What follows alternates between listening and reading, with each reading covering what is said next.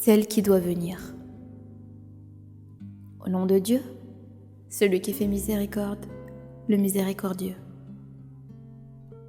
Celle qui doit venir. Quelle est celle qui doit venir? Comment connaîtras-tu celle qui doit venir? Les Thamud et les Had ont traité de mensonges celle qui fracasse.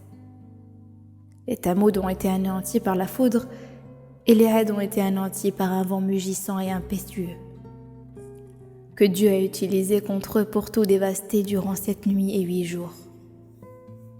Tu aurais vu alors ce peuple renversé par terre comme des troncs évidés de palmiers.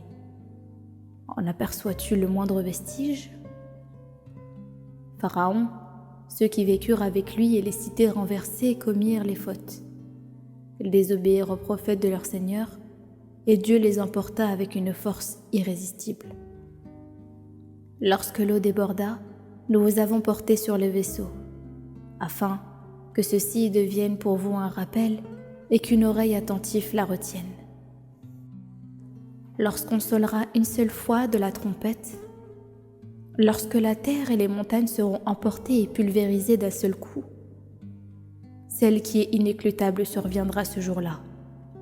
Le ciel se fendra et sera béant ce jour-là. Les anges se tiendront sur des confins, tandis que ce jour-là, 8 d'entre eux porteront le trône de ton Seigneur. Ce jour-là, vous serez exposés en pleine lumière. Aucun de vos secrets ne sera caché.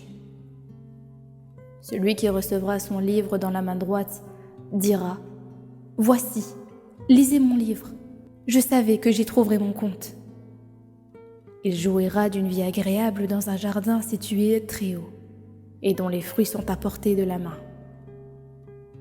Mangez et buvez en paix en récompense de ce que vous avez accompli dans les jours passés.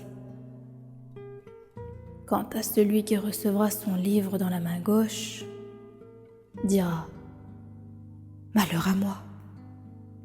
Si on ne m'avait pas remis mon livre, je ne connaîtrais pas mon compte. Hélas, si seulement cette mort était définitive, ma fortune ne m'a servi à rien et ma force a disparu.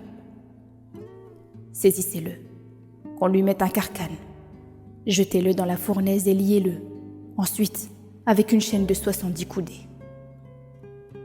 Il ne croyait pas en Dieu, l'inaccessible. Il encourageait personne à nourrir le pauvre.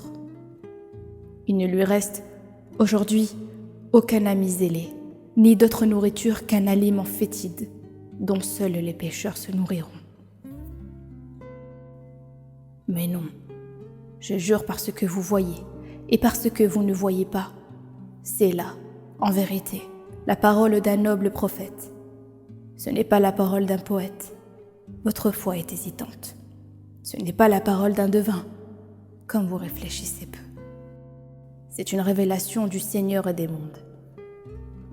S'il nous avait attribué quelques paroles mensongères, nous l'aurions pris par la main droite, puis nous lui aurions tranché la horte, et nul d'entre vous n'aurait été capable de s'y opposer. Voici un rappel pour ceux qui craignent Dieu, mais nous savons que certains d'entre vous crient au mensonge. Voici un sujet de lamentation pour les incrédules. Voici la vérité absolue. Glorifie le nom de ton Seigneur, le Très-Haut,